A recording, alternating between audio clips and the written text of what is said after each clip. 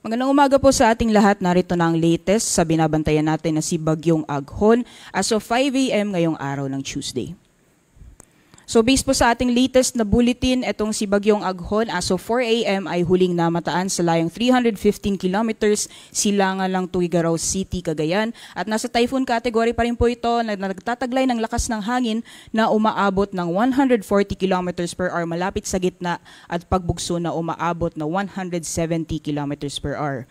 Sa kasalukuyan po ay kumikilos pa rin po ito papalayo ng ating Philippine landmass sa direksyong northeastward at sa bilis na 15 kilometers per hour. And kung makikita po natin sa ating latest na satellite image, yung mga kapal na kaulapan na nagdadala naman ng malakas na mga pag-ulan is mostly offshore or sa karagatan na lamang po ito nararanasan, bibihira na po or baba na po yung epekto nitong mga kaulapan sa anong bahagi ng ating bansa. Ngunit asahan pa rin po natin ngayong araw yung mga kalat-kalat mga pag-ulan, mararanasan yan lalong-lalo na dito sa may kanlurang bahagi ng ating bansa at mataas din po yung tsansa ng mga localized thunderstorms, kadalasan po yan sa hapon o sa gabi. So monitoring po tayo ng mga thunderstorm advisory na nilalabas ng ating mga Pag-asa Regional Services Division sa pamamagitan po yan ng ating mga social media accounts. Dapo po tayo sa ating latest forecast track. Kung makikita po natin, wala pong pinagbago yung magiging pagkilos nitong si Bagyong Aghon sa mga susunod na araw. And generally, northeastward pa rin po yung pagkilos niya hanggang paglabas ng ating Philippine Area of Responsibility. Bukas po ng umaga, inaasahan po natin nasa layong 800 kilometers east-northeast na po siya ng Itbay at Batanes. At by Thursday, inaasahan po natin ay nasa labas na po siya ng ating Philippine Area of Responsibility. And kung makikita po natin itong area na highlighted ng yellow, ay ito po yung bahagi ng bagyo na makakaranas pa rin po tayo ng malalakas na mga hangin.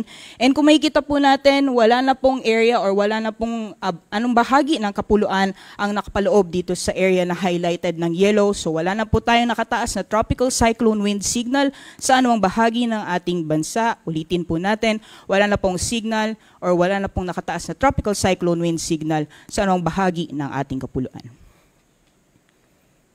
Sa ngayon po, besides yung mga possibility ng mga localized thunderstorms mararanasan sa malaking bahagi po ng ating kapuluan, posible pa rin po makaapekto itong southwesterly wind flow sa may bahagi or western sections ng Luzon at Visayas area. Ngayong araw hanggang bukas po or possible sa Thursday ng gabi, areas po ng Occidental Mindoro at Palawan makakaranas po yan ng mga pag-ulan dulot na epekto nitong southwesterly wind flow or yung hangin na nanggagaling sa timog kanluran. Samantalang yung sa Western Visayas naman po dyan sa Antique, Iloilo at Guimaras hanggang ngayong araw hanggang bukas ng gabi, posible pa rin po tayong makaranas ng mga kalat-kalat mga pag-ulan or mga lakas na mga pag-ulan. And then pagdating naman po ng Wednesday evening or Wednesday ng gabi hanggang sa Thursday evening, yung areas naman po ng Zambales at Bataan, makakaranas din po ng mga pag-ulan.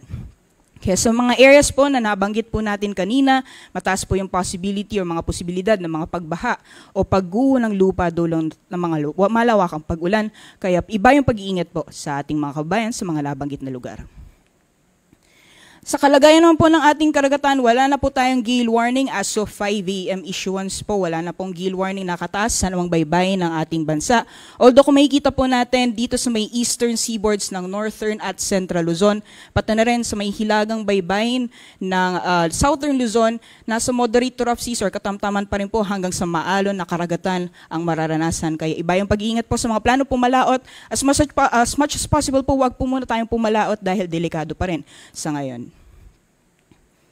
At sa mga susunod na araw, inaasahan po natin itong si Bagyong Aghon. Generally, patuloy pa rin kikilos papalayo ng ating Philippine landmass. Generally, yung typhoon category po siya or mananatili po siyang typhoon category hanggang paglabas po ng ating Philippine Area of Responsibility Wednesday ng hapon, Miyerkules ng hapon o gabi. At inaasahan po natin, paglabas naman po ng PAR, unti-unti na po siyang hihina. Although sa ngayon, hindi inaalis yung possibility na mas maaga ang paghina nitong si Bagyong Aghon. Para sa karagdagang impormasyon lamang, bisitahin lamang po ang ating mga social media accounts, pati na rin po ang aming website. At yan lamang po latest mula dito sa Pag-asa Weather Forecasting Center. Ako po si Rhea Torres. Magandang umaga, ingat po tayong lahat.